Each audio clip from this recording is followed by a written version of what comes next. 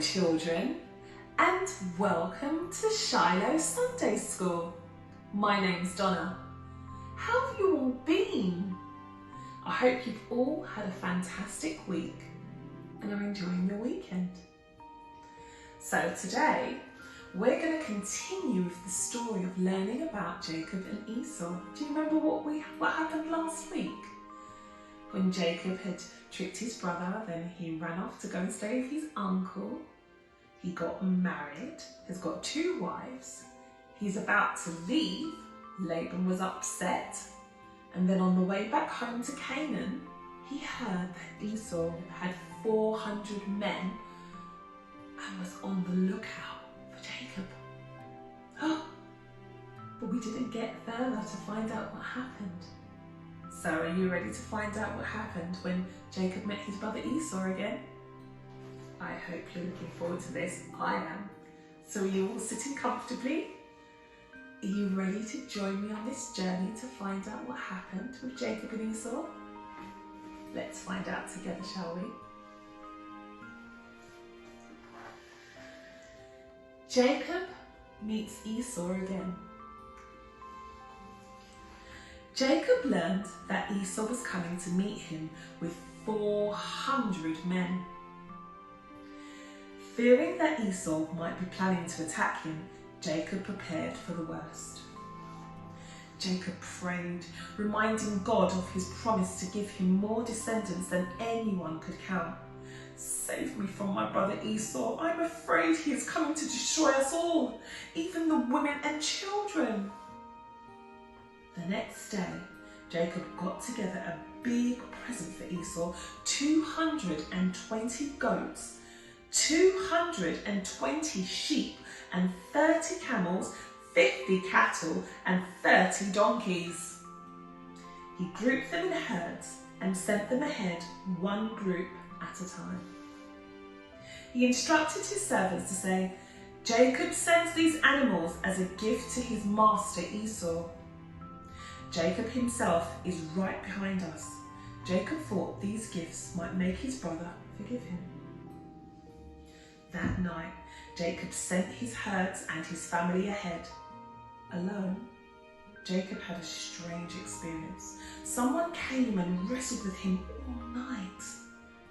The stranger blessed Jacob and gave him the name Israel. The next day, Jacob caught up with his family. When he could see Esau coming with 400 men, he divided his family and put Rachel and Joseph in the back where they could be safest. Then Jacob went ahead of them and bowed 7 times before Esau. But Esau ran up to Jacob and threw his arms around Jacob and kissed him. Both of them were crying. Esau tried to refuse the gifts of animals Jacob had given him, but Jacob said, "Please accept my gift. To see your face is for me like seeing the face of God, now that you have been so friendly to me." Jacob told Esau to go on home and that he would come along later. His herds and his children were weak and tired from the long journey, so he wanted them to rest. According to instructions of the Lord, Jacob stopped at Bethel, where he had once seen the stairway to heaven in a dream. There, he built an altar to the Lord. As Jacob and his family travelled, Rachel gave birth to a second son, Benjamin. But Rachel died when the baby was born. Jacob buried her there, near the road going to Bethlehem. Finally, Jacob reached Hebron, where his father Isaac was living. Isaac died later when he was 180 years old. He was buried by his sons Esau and Jacob. Now the story of Jacob's son, Joseph, begins. Joseph's dreams caused trouble. Joseph was the son of Rachel, the wife whom Jacob had loved most. Joseph's mother had died giving birth to Benjamin as the family returned to Canaan from Haran. Jacob loved Joseph more than all of his other sons. He made a long coat with full sleeves for Joseph. Joseph's brothers were very jealous of Joseph and would not even speak to him in a friendly way. Joseph was now 17 years old. He helped his brothers take care of his father's sheep and goats, but he brought bad reports to his father about what his brothers were doing. One day, Joseph had a dream, which he explained to his brothers, where all in the field were tying up sheaves of wheat. My sheaf was good, and yours made a circle around mine and bowed down to it, he said. This made his brothers very angry. Do you think you are going to be king and rule over us? They asked. So they hated him even more when they heard about his dream. Then Joseph had another dream, which was also told to his brothers. He said, I saw the sun, the moon, and the 11 stars bowing down to me. Joseph told his father Jacob about this dream too. His father scolded him, saying, Do you think that your mother and brothers and I are going to bow down to you? But his father kept thinking about the things Joseph had dreamed. One day, Joseph's brothers had gone to Shechem to take care of their father's flock. Jacob called Joseph and told him to go to Shechem to see whether his brothers and the flock were all right and then come back and tell him.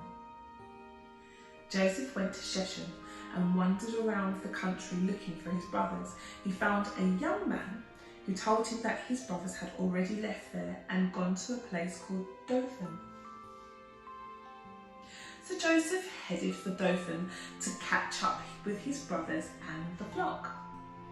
Little did he know what a terrible experience he was about to have. Joseph is sold. As Joseph travelled towards Dothan to find his brothers, they were tending their flocks in the nearby hills. Suddenly the brothers saw Joseph coming in the distance. They remembered his boastful dreams and how they hated him because of his dreams. Here comes the dreamer, said one of the brothers. Now our chance, let's kill him. Reuben knew the brothers were too angry to be reasonable, but he didn't want to be guilty of killing Joseph. Let's just put him down the dry well, he said. The brothers agreed to Reuben's plan. They did not know that Reuben was secretly planning to come back later and rescue Joseph. When Joseph entered the camp, the brothers jumped on him. They roughly stripped off his brightly coloured coat and threw him down the nearby dry well. Later, while Reuben was taking his turn watching the herds, the other brothers sat down to supper. Joseph was still deep in the well, pleading with them to set him free. While they were eating, the brothers saw a caravan of traders passing nearby. Let's sell Joseph to these slavers. We can be rid of him and make some money too. So Joseph was sold to the traders.